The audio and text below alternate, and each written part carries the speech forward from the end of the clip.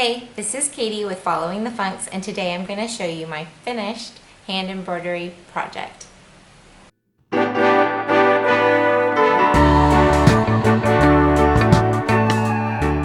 A few weeks ago, I shared one of my favorite hobbies is cross-stitching. You can view that video here, but I also will link to it in the show notes.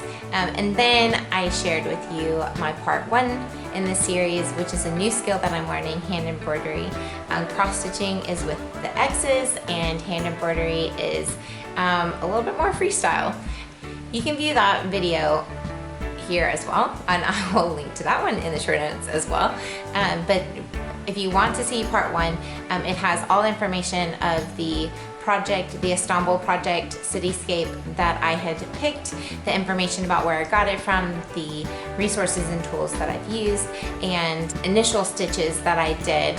In this video, I'm going to show you a little bit more of the completed process, but some of the other stitches besides the buildings that are on this project are the grass, the waves, and then the outlining. The stitch on how to make grass is actually not that difficult. All the stitches are just one stitch. You put them at different angles and then you interstitch them and overlap them. It kind of looks like a mess of stitches.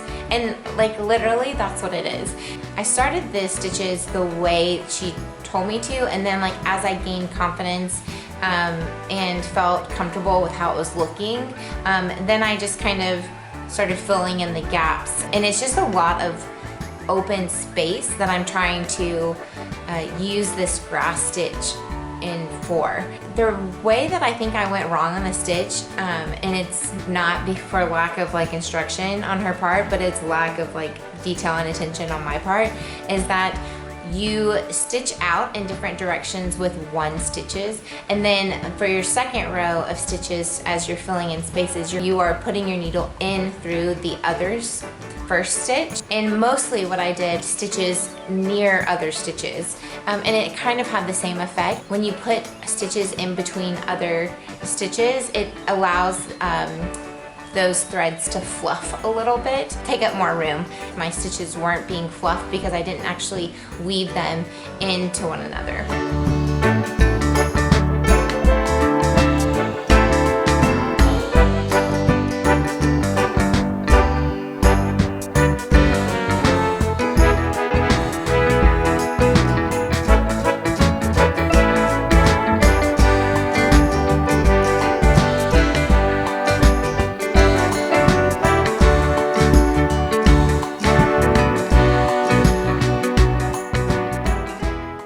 The waves, I had such a difficult time with these. I mean, it turned out beautiful, and what you are seeing as the final outcome looks great, but as I'm like trying to follow the stitch from the book, and I'm wanting the waves to go up and down, you have to like change the directions of where you do your chain stitch. So does it go under or does it go over the other part?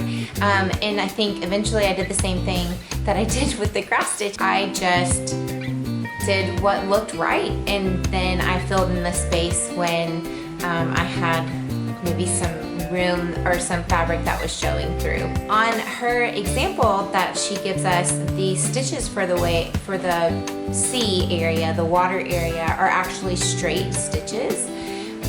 But I really liked the way that embroidery guidebook that comes with the project showed waves, and so I wanted my little Bosphorus water to have waves. Like I said before in the last video, I chose fill in the space and then outline after, mostly because I wanted the outline to be very defined and noticeable. Sometimes when I stitch in cross stitch, and I've noticed here on hand embroidery, when I outline first, when you fill in some of the stitches, your outline can be lost, and I didn't want that to happen. Here I did the grass and then I filled in the bridge.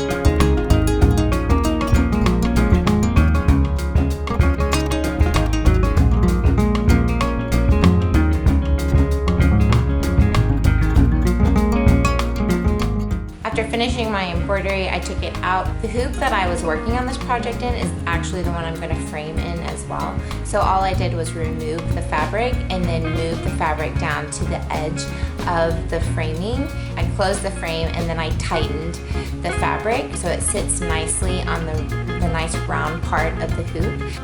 I love how this project turned out. I'm just really excited that I tried it, that I just went ahead and said, I'm gonna do it. And if it's messy, that's fine. I mean, whose first embroidery project isn't messy? Whose first cross stitch isn't going to have like multiple X's that go the wrong ways? And I'm really just excited that I followed through with it, learned some of the stitches, and yeah, I messed up and I had to take out some of the stitches, and I had to, I've got several spots on the back where I didn't realize that my threads were in knots. For the most part, it did go pretty smoothly and I really enjoyed the challenge. I'm not sure what's next for me. I have a couple of projects that I want to do for friends and families, maybe similar to the family stitch that I did in the first video about my favorite hobby, cross stitching. I've also thought about some fun, maybe floral stitches because it's summertime.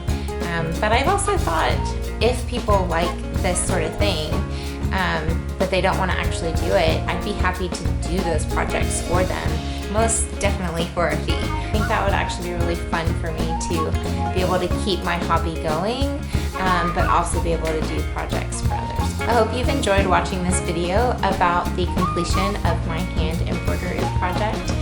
I've had fun filming it and sharing it with you. Let me know in the comments below what you think about it, if it's something that you would have done, if it's something that you want to try now, or if you've got any other suggestions about future cross stitch or hand embroidery projects. Thanks for watching, and I will see you next week.